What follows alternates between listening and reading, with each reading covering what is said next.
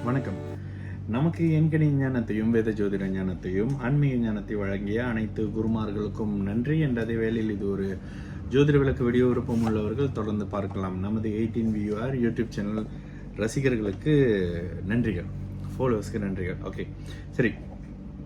இன்றைக்கு ஒரு பிறந்து 30 நாள் ஆன ஒரு குழந்தையுடைய ஜாதகம், என்னோட நண்பருடைய குழந்தை அப்படின்னு வச்சுக்கோங்களேன். ரொம்ப க்ளோஸான நம்மளோட டீமில் இருப்பாங்கள்ல, அந்த டீமில் இருக்கக்கூடிய நண்பருடைய குழந்தை பிறந்து 30 நாள் ஆச்சு. இன்னும் எங்கேயுமே ஜாதகம் பார்க்கலடா அப்படின்னு சொன்னார். சரி, இந்த அமைப்பில் ஜாதகம் எனக்கு இந்த மாதிரி நெருக்கமான உங்களுடைய ஜாதகம் தான், ஏன்னா உண்மையை சொல்கிற மாதிரியான சுச்சுவேஷன் இருக்குமா, கொஞ்சம் பயமாக இருக்கும். ஆனால் ஜாதகத்தை போட்டோன்னே ரொம்ப திருப்தியாக இருந்தது. அது ஏன்னு உங்களுக்கும் தெரியும், சரிங்களா? சரி, ஜாதகத்தை இங்கே பார்த்துடலாம். 17 ஜூன் 2024 2024 6:24 PM மலேசியாவில் பிறந்த ஜாதகம். ஓகே, இந்த ஜாதகம் பார்த்தோன்னே என்ன தெரியுது? முதல்ல உங்களுக்கு மனசுக்குள்ள ஒரு விஷயம் வச்சுக்கோங்க. என் பிறந்தது ராகு தசையில். ஓகே, எப்பொழுதுமே நம்ம ஒரு விஷயம் சொல்லுவோம், ராகு தசையில் குழந்தைகள் வந்து பிறக்கக்கூடாது அப்படின்ற ஒரு இயல்பாக ஒரு விஷயம். நேற்று கூட நான் ஒருத்தட்ட சொன்னேன், எந்த டைம்லங்க குழந்தைகள் பிறக்கக்கூடாதுன்னு. ராகு தசையில் பிறக்கக்கூடாது. ஏன் ராகு தசையில் பிறக்கக்கூடாது அப்படின்னா, ராகு அமர்ந்த வீடு பாபகிரகத்தோட வீடாக இருந்தாலோ இல்லை சனி செவ்வாய் தொடர்பு ராகுக்கு வந்தாலோ குழந்தைகளுடைய செயல்பாடுகள் குறைவாக இருக்கும் அப்படின்ற மாதிரி ஒரு விஷயம். சரி, இந்த இடத்துல அந்த ரிஸ்க் இருக்கா? குழந்தை பிறந்து 30 நாள்னு சொன்னான், இன்னையோட 30 நாள் என் ஃப்ரெண்டு சொன்னது. ஓகேங்களா, இன்னைக்கு அவங்க வீட்டில் அந்த செலிப்ரேஷன் நடக்குது. சரி, ஜாதகத்தில் மேஷ லக்னமாகி லக்னத்துக்கு 4 சனி இருக்கிறாரு, லக்னத்துக்கு 5 குரு, 6 செவ்வாய், லக்னாதிபதி செவ்வாய் 6ஆம் இடத்துல இருக்கிறாரு ஆட்சியாக. ஒரு குரு 7ஆம் இடத்துல இருக்காரு. 8ஆம் இடத்துல புதன் சூரியன் சுக்ரன், 8ஆம் இடத்தோட இருக்காங்க. 8ஆம் இடம் சுபத்துவமாக இருக்கு. ஓகேங்களா, அடுத்ததாக 11ஆம் இடத்துல கேது, 12ஆம் இடத்துல சந்திரன். இதுதான் அவருடைய ஜாதகத்தினுடைய அமைப்பு. சரி, பார்த்தோன்னே நான் ஒரு விஷயம் சொன்னேன். என்னன்னு சொன்னேன் அப்படின்னா, இயல்பா நம்ம பார்த்தோன்னே என்ன விஷயங்கள் சொல்லுவோம், இந்த ஜாதகம் பார்க்கும்போதே இது போன முறை சொன்னோம்ல, அந்த மாதிரி விஷயம் இல்லாமல் நான் பார்த்தோன்னே சொன்ன ஒரு விஷயம், அதிகாரம் சம்பந்தப்பட்ட அமைப்புகளில் வருவார். ஓகே, அதிகாரம் சம்பந்தப்பட்ட அமைப்பு அப்படின்னா என்ன? சிம்மம், சூரியன், மேஷம், விருச்சகம், இதெல்லாம் பலமாக இருக்கக்கூடிய அமைப்புகளில் ஒருத்தர் அதிகாரம் சம்பந்தப்பட்ட இந்த மருத்துவம், அதிகாரம், கட்டடம், நெருப்பு, ஆயுதம் ரிலேட்டடான ஆயுதங்களை யூஸ் பண்ணுறது, நெருப்பு சம்மந்தப்படுறது, நிலம், மண் சார்ந்தது, இது மாதிரியான அமைப்புகளில் சம்பாதிப்பாங்க அப்படின்னு சொல்லிடுறோம்ல. இதெல்லாம் விட முக்கியமான ஒரு விஷயம் சொல்லுவோம், இவர் பிறந்தது ராகு தசை. ராகு குருவின் வீட்டில் இருக்கிற ராகு குருவை போலவே செயல்படுவார். அடுத்ததாக குரு தசை, அதற்கு பிறகு அடுத்ததாக அவருக்கு வரக்கூடியது 4ஆம் இடத்துல ஆட்சியாக இருக்கக்கூடிய, அவர் மூலத்திற்கு உணவலோடு இருக்கக்கூடிய சனியின் தசை. ஓகே, பாவர்கள் கேந்திரத்திலையும் சுபர்கள் கோணத்திலையும் இருக்கணும் அப்படின்னு சொல்லுவாங்க. இந்த ஜாதகத்தில் அந்த விஷயம் தெரியுது பாருங்க. ஓகே, என்ன? ராசிக்கு 9ஆம் இடத்துல சுக்கிரன் இருக்காரு, லக்னத்துக்கு 7ஆம் இடத்துல குரு இருக்கிறாரு. இதெல்லாம் என்ன? இவர் இந்த ஜாதகத்தோட ஒரு முழுமையான ஒரு விஷயம் என்னங்க, அதிகாரம் சம்பந்தப்படுற அமைப்புல இருப்பாரு. அந்த அதிகாரம் செவ்வாய் சார்ந்த அமைப்பா இருக்கும். ஏன்? லக்னம் செவ்வாயுடைய லக்னமாகி ராசியை செவ்வாய் தொடர்பு கொள்கிறார். பார்க்கும்போதே ராசிக்கு 10ஆம் இடத்தை செவ்வாய் தொடர்பு கொள்கிறார். இதெல்லாம் என்ன? ஜாதகருக்கு அதிகமான செவ்வாய் தன்மை இருக்கு. ஆண் குழந்தைக்கு இந்த அதிகமான செவ்வாய் தன்மை இருக்கு. அதனோட சேர்ந்து அடுத்த தசை எல்லாம் யோக தசை. குறிப்பாக லக்னம், லக்னாதிபதி சுபத்துவம். இதே மாதிரி ஒரு கேள்வி என்ன கேட்டாரு, மேஷ லக்னத்துக்கு லக்னாதிபதி 8ல இருக்காரு அப்படின்னு. லக்னாதிபதி 8ல இருந்தா என்ன பிரச்சனைகள் தனக்கு தானே உருவாக்கக்கூடியவராக இருப்பீங்க இல்லையா, அவர் ஆட்சியா இருக்காரு அப்படின்னு. ஓகே, லக்னாதிபதி என்பது லக்ன ஆதிபத்தியம், 6ஆம் அதிபதி என்பது 6ஆம் ஆதிபத்தியம், 8ஆம் அதிபதின்றது 8ஆம் ஆதிபத்தியம், 8ஆம் அதிபதினு சொல்றோம்ல.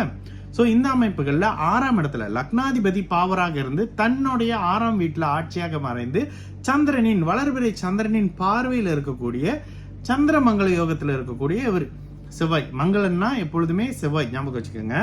செவ்வாயுடைய பார்வையில கிட்டத்தட்ட 4 டிகிரியில இருக்கக்கூடிய செவ்வாய். எப்பொழுதுமே இன்னொரு விஷயம், சனியை குரு சாந்தப்படுத்துவார், செவ்வாயை சந்திரன் சாந்தப்படுத்துவார். 2 வித்தியாசமான விஷயம் சொல்றேன்.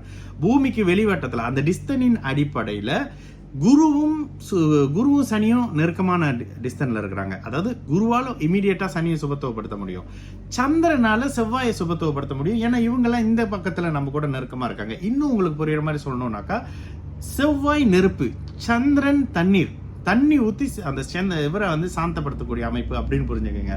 இந்த ஜாதகத்தோட அமைப்புல லக்னம் சுபத்துவம், லக்னாதிபதி சுபத்துவம், ராசிநாதன் வலுத்து இருக்கக்கூடிய அமைப்பு அப்படின்னு சொல்லிட்டு மிக பலமான ஜாதகம். அடுத்து என்ன தசாபுத்தி, கிட்டத்தட்ட 2023 2057 வரைக்கும் அவருக்கு யோக தசை. ராசி லக்னத்தோடு எப்பொழுதும் சுபர் தொடர்புல வரும்பொழுது லக்னாதிபதி ராசிநாதன் லக்னம் லக்னாதிபதி பலமா இருக்கும் பொழுது என்ன நடக்கும், ஒருவருக்கு தான் என்ன நினைக்கிறாரோ என்ன ஆசைப்படுறாரோ அந்த அமைப்புகளை நேரடியாக அனுபவிக்க முடியும் அப்படின்னு சொல்றோம்ல, அந்த அமைப்பு. ஓகேங்களா. அடுத்ததாக சனி தசை வருது. சனி இந்த ஜாதகத்துக்கு அப்படி ஒரு யோகர் இல்லை, 4ஆம் இடத்துல இருக்காரு. அம்மா மனைவி மாதிரியான விஷயத்துக்கு எடுப்பாரு. எப்போ கிட்டத்தட்ட 2057 அந்த காலகட்டத்தில் அம்மா கண்டிப்பா வயசா இருப்பாங்க, ஒரு மாதிரியான நிலையில இருப்பாங்க. அம்மாவை பாதிக்கிற விஷயம் இருக்கும், அம்மாவுக்கு ஆரோக்கிய கெடுதல் அப்படி இப்படின்ற மாதிரியான விஷயங்கள் கண்டிப்பாக இருக்கும். மனைவி சம்பந்தப்படுற விஷயம் அப்படின்னு கேட்டீங்கன்னா அம்சத்துல சனி சுக்கிரனோட வீட்டுல இருக்காருங்க.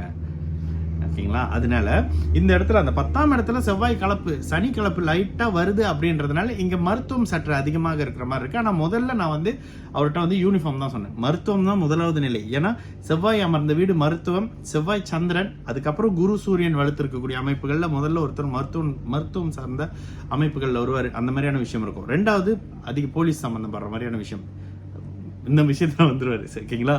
இது மாதிரியான விளக்கங்களை அவருக்கு சொல்லியிருந்தேன். மருத்துவத்துக்கு முதல்ல செவ்வாய், 2ஆவதாக குரு, 3ஆவதாக சூரியன் அமைப்புகள்ல இருக்கணும். இவங்க யாரெல்லாம் ராசி லக்னத்துக்கு 2, 7, 10 இந்த அமைப்பை பார்த்துங்க.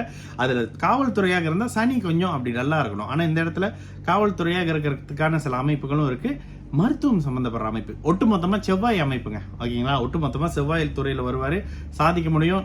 இந்த குழந்தை பிறந்ததுக்காக சில பர்சனல் கேள்வியெல்லாம் கேட்டான்.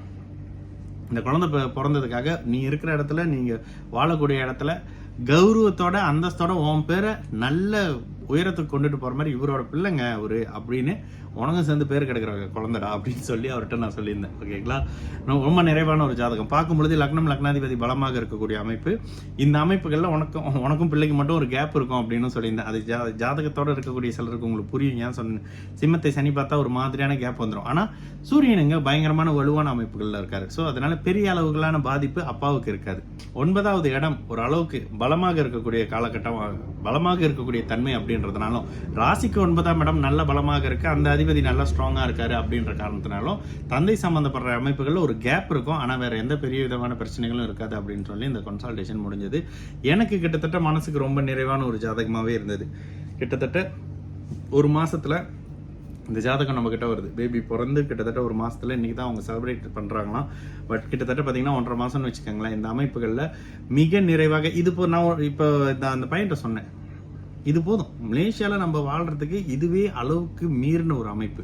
என்ன, நம்ம உலக கோடீஸ்வரங்களா ஆகலாம் ட்ரை பண்ணல. ஆனா நீங்க இருக்கிற இடத்துல, நீங்க இருக்கிற மாநிலத்துல பேர் இருக்கக்கூடிய அமைப்புகள்ல வரக்கூடிய ஒரு குழந்தையாகவே வருவாரு அப்படின்னு சொல்லி இந்த கன்சல்டேஷன் முடிஞ்சது. அருமையான யோக ஜாதகங்க. இந்த இடத்துல நீங்க ஆயுள் பங்கம்னு கேட்டா ஆயுள் பங்கம் இல்ல, லக்னம் சுபத்துவம், லக்னாதிபதி சுபத்துவம், ராசி வலுத்திருக்கு, ராசிநாதன் வலுத்திருக்கிறாரு அப்படின்ற மாதிரி. என்ன கோபக்காரர், நான் இதையும் சொன்னேன், பையன் கோபக்காரராக தான் இருப்பாரு. சில ஆட்டிடியூட்லாம் கோபமா இருக்கும். விளையாட்டு சம்பந்தப்படுற அமைப்புகள்ல, ஃபிட்னஸ் சம்பந்தப்பட்ட விஷயத்துல கொஞ்சம் ஆர்வம் இருக்கும். இதெல்லாம் இருங்க பிற்பகுதியில் ஒரு மாதிரியான அமைப்புகள்ல நல்ல தன்மையிலே வருவார். கவலைப்பட தேவையே இல்லை அப்படின்னு சொல்லி இந்த கன்சல்டேஷன் முடிஞ்சதுங்க. பார்க்கும்போதே ரொம்ப சந்தோஷமா இருக்கு, ரொம்ப சந்தோஷமா இருந்தது எனக்கு. சரிங்களா. வேற ஒரு நல்ல ஒரு வீடியோட சந்திக்கலாம். நல்லது நடக்கும். எல்லோரும் நல்லா இருப்போம். வணக்கம்.